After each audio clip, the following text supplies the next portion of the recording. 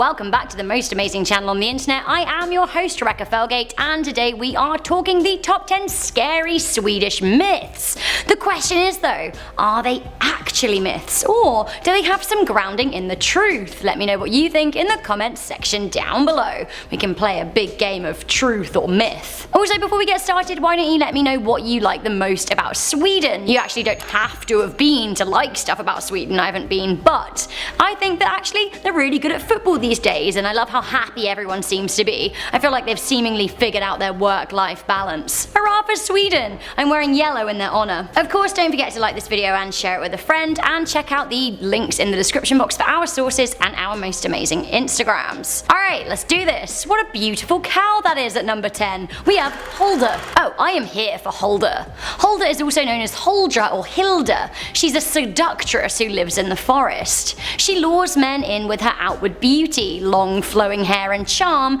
but she's easily spotted as she has the tail of a fox or a cow, although she'll try and deceive those she meets by hiding it. Some say she has an entirely hollow back. Often these women will lure men in order to keep them as lovers or slaves, or worse, to suck their souls out.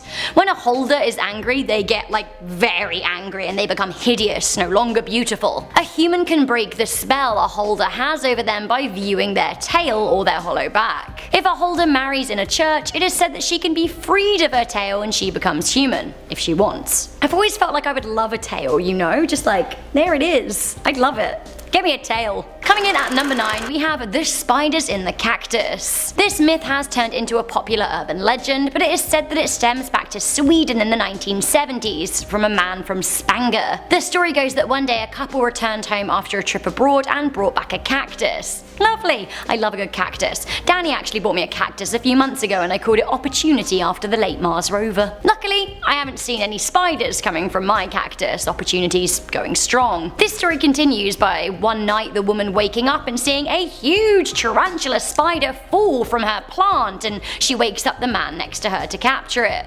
He does, leaving a piece of paper on the top of a glass that he's caught it in, and he calls animal control because tarantulas aren't native to Sweden. The officer on the phone asks for further information and they return to look, seeing that the spider has actually eaten through the paper and escaped. Animal control turn up at the house and capture the arachnid, saying it was very, very poisonous. Apparently it had burrowed into the cactus, growing to full size. Another variation was popular in Gothenburg in the 80s and says that the plant was actually a yucca plant, and out of it burst thousands of tiny spiders who were hatched from eggs inside the plant. What a Trojan horse. Coming in at number 8, we have the nattmaras. So this is a Swedish version of a myth I've heard so often that now I think it must be kind of true if so many cultures believe it. A nattmara is literally a nightmare personified. She appears as a young woman dressed in a nightgown. She has long black hair, long sharp nails and very pale skin. She's said to be able to slip through a crack in the wall or under a door and terrorize the sleeper by sitting on their chest and giving them nightmares and sleep paralysis upon waking. It seems that the lady can also wilt trees at touch and mess with cattle, zapping them of energy. Coming into number 7, we have the Tree of Evil. Okay, so my information on this is coming from a page that I translated from Google, so if you're watching from Sweden, please do correct me. I know my pronunciation is also pretty bad. So this myth is called Barnmorderkorset, which I believe translates to Child Killer Cross, but again, let me know. The haunted spot is said to be in a tree outside Odshog in Östergötland. Apparently the legend goes back to the 19th century, and it was said that a woman was abused near the tree and became pregnant, with her child murdered by the attackers at the same spot that they had actually attacked her. Those who visit the area say that they hear the cries of a child. It is said that one couple were camping nearby and they awoke to hear the screams of a baby. They were so scared that they left their possessions and never came back. Coming into number 6, we have the Silver Ghost Train and the Abandoned Station. The Silver Pilen or Silver Arrow of Stockholm has been the subject of Swedish lore and legend for over 50 years. In Stockholm, the subway trains are blue. They used to be green. One train, however, is silver. Curious. Now the story dates back to 1965 when people started spotting a silver train every now and then. Sightings were so rare that the train became the stuff of legends. There are a whole bunch of legends surrounding this elusive train, all of them pretty spooky.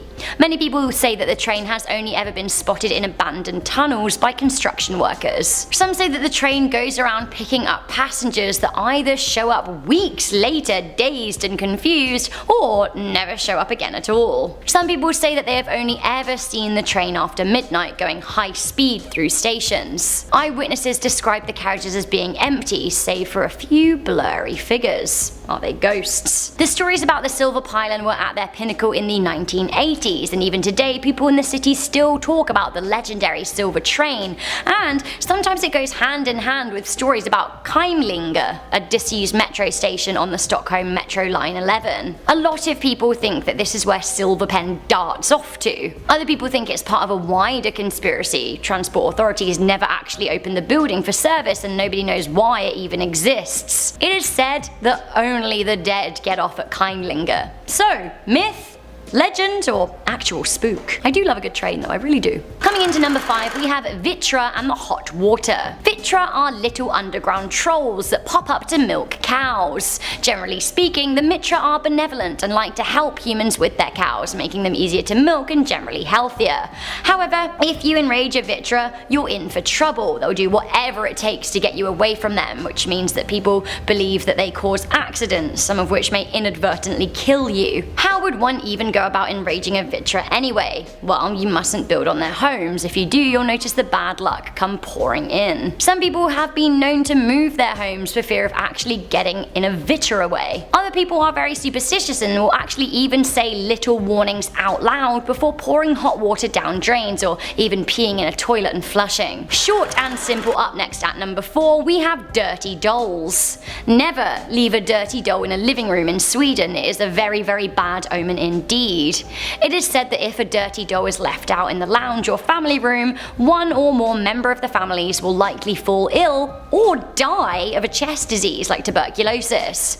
Now, tuberculosis is curable these days and the myth is less widely perpetuated, but still, leaving a dirty doll out in Sweden will stress people out big time and lead them to think a family member is going to get sick. Coming into number 3, we have the White Stones. Stockholm was the scene of an absolute bloodbath in 1520 as the Danish King Christian II invaded the country and beheaded 92 members of the Swedish nobility who stood against him. It is said that on the anniversary of the massacre, between the 7th and 9th of November each year, visitors to Stortorget, the old town's main square, can see blood flowing over the cobblestones. Did I say that right? Stortorget? Let me know, Sweden. So yeah, they see the blood flowing just like it did back in the 1500s. Furthermore, there are 92 white stones making up the facade of a red building in the square. The stones are said to represent the victims of the massacre.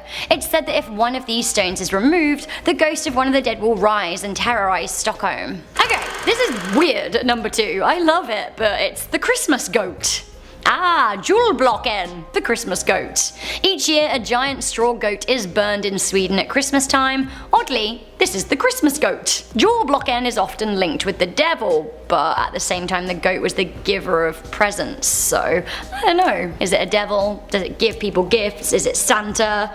Is it Satan? I don't know. Apparently a good Christmas joke in Sweden would be placing a small version of the straw Julblocken in another family's home without them noticing. Trollololol. Continuing on with the mystery goat theme, apparently in Sweden between Christmas and New Year's Day, julbuking is a popular pastime. So this is where people dress up as goats, knock on doors in their horned disguises and sing to their neighbours. The neighbours then have to guess who's under the disguise, and actually, I think I'm really here for this insanity. Not here for this at number 1 though, we have the IKEA meatballs. What is a list about Sweden without IKEA, I hear you cry.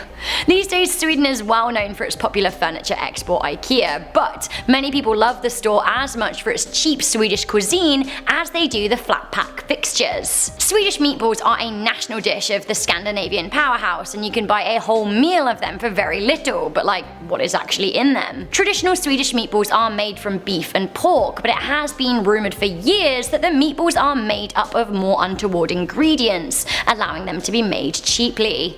Myth turned to reality when in 2013 meatballs were stripped from the menu for a short time amid the horse meat scandal.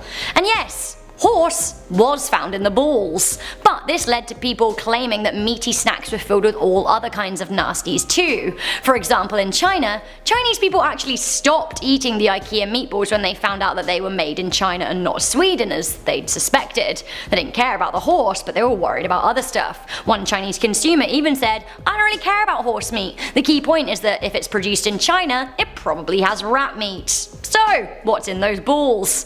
A good question to end this video on. So guys, that was the top 10 Swedish myths. Which of these do you think may have actually been truthful? Any truth in any of them? Let me know your thoughts in the comments section down below, and don't forget to let me know your favourite thing about Sweden. Strawlander. Before I go, I'm going to read some comments from the top 10 scary towns that disappeared. Henry Radley said, "I live in the town of Horseheads. It's in New York, and it's named Horseheads because they once found the head of a horse's General Custard's men shot because they were sick and dying."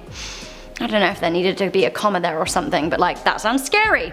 They also said there is a World War I soldier roaming around our town. Ooh, I love a spook. Bam Thank You Ma'am said, "In 1587, the settlement that would have been the first permanent English colony in the New World vanished from my town. I live about 20 minutes from the lost colony." Ooh, do you live near Roanoke, or is it Roanoke? I'm not sure how you guys pronounce it, but I've read about it loads and that is such a mystery. Weird. I feel like the purveyor of the weird. Yes. Thank you guys for watching this video. Please do leave a thumbs up and share it with a friend. Stick around because we've got a whole playlist of creeps. I'm your host Rebecca Felgate, and I'll see you guys soon. Bye!